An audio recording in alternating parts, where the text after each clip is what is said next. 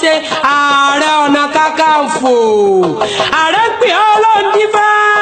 bífá bá fọre báre ò bá fọre ńkọ́ ó dá mi lójú ifá òun ò fọre torí tá a bá ń pọrí àwọn akọni nílẹ̀ Yorùbá bá ò bá tí ì pọrí Ààrẹ Ọ̀nà Kakanfò mo láò tí ì pọrí àwọn akọni jagunjagun olórí ogun arógun mátìdí arógun máfìtìbọn ṣe òun lóye Ààrẹ Ọ̀nà Kakanfò. Ògúnnágbòǹgbò tí dátọ́ lẹ́nu ìgbín mo kí yín o ẹ kú iṣẹ́ ogun mo kí yín tẹ̀sọ́tẹ̀sọ́ mo kí yín tolú ogun ó yá ẹ jẹ́ kí n sáré dárúkọ àwọn Ààrẹ Ọ̀nà Kakanfò tó ti kọjá lọ ẹ bá jẹ́ kí n gbóṣùbà rìbìtì fáwọn Ààrẹ Ọ̀nà Kakanfò tó ti wọlé sùn. Mo kí yín ẹ kú iṣẹ́ ogun iṣẹ́ oríran yìí lẹ́yìn jẹ́ ibi ẹ wá bá sí ọ̀hún dé adániwáyé ti yan akọni tuntun tó máa báṣẹ́ lọ. Ẹni àkọ́kọ́ tó kọ́kọ́ joyè Ààrẹ Ọ̀nà Kakanfò ńlẹ̀ Yorùbá kòkòrò gángan ọmọ bíbí ìlú Ìwòye ni Ọ̀yátọ́pẹ́ òun l'Ààrẹ Ọ̀nà Kakanfò ẹlẹ́kejì ọmọ bíbí ìlú Ìwòye ni Oyèbí ọmọ bíbí ìlú Àjàṣẹ́ Kútọ́nù l'Ààrẹ Ọ̀nà Kakanfò ẹlẹ́kẹta Adéta ọmọ bíbí ìlú Jàbàtà l'Ààrẹ Ọ̀nà Kakanfò ẹlẹ́kẹrin Òkú láti ìlú Jàbàtà l'Ààrẹ Ọ̀nà Kakanfò ẹlẹ́karùn-ún Àfọ̀njá láya lókù ọkùnrin ogun ọmọ bíbí ìlú Ìlọrin l'Ààrẹ Ọ̀nà Kakanfò ẹlẹ́kẹfà Tóyèjẹ ọmọ bíbí ìlú Ògbómọ̀ṣọ́ l'Ààrẹ Ọ̀nà Kakanfò ẹlẹ́keje Ẹdùn ọmọ bíbí ìlú Gbọ̀ngán l'Ààrẹ Ọ̀nà Kakanfò ẹlẹ́kẹjọ Amẹ́pò ọmọ bíbí ìlú Àbẹ̀wò l'Ààrẹ Ọ̀nà Kakanfò ẹlẹ́kẹsàn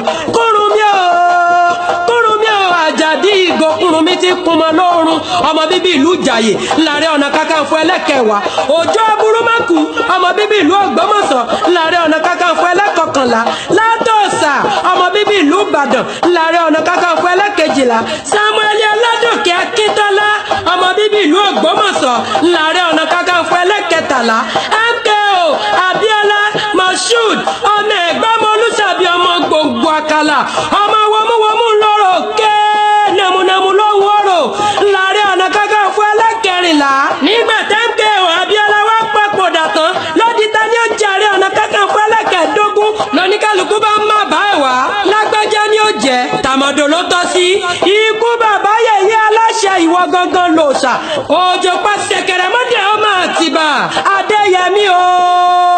àtọ̀dálà láàfin Ọ̀yọ́ kúkú jẹ́ ọmọ kú tí pani tí bàbá dúpẹ́ àrùn tí sọmọ tí ìyá ò gbọdọ̀ gbin ó ń bọ́ lọ́wọ́ kọwọ́ ó sì sọ fún wọn fàkẹ́kọ̀ọ́ kan fà á lẹ̀ àṣẹ kó lè bá a dogun ni kó lè bá a dìjà kálàfin lè rí jẹ níbẹ̀ ni bàbá wa ṣe ni bàbá bá gbèrò orí kalẹ̀ wọ́n ní ta ni fọ́mú ta lè lẹ́dùn wá yàn lóye náà bá ní ta ni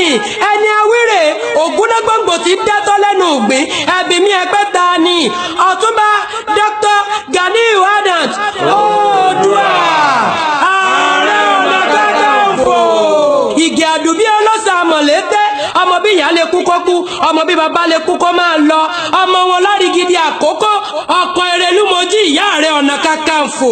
òun l'Ààrẹ Ọ̀nà Kakanfò ẹlẹ́kẹ̀ẹ́dógún Èdùmàrè tó yàn yín síbẹ̀ òní fàyín yọ bí jìgá ẹ bá mi sàmí ẹ̀ ẹgbẹ́ o nígbà tí wọ́n ti ń jà Ààrẹ Ọ̀nà Kakanfò bọ̀ ta ló lọ́mọ ogun ta ló lọ́mọ ẹgbẹ́ tó pọ̀ rẹpẹtẹ káàkiri àgbáyé gẹ́gẹ́ bíi títọ́ tó bá Dr. Ganiyu Adams Oòduà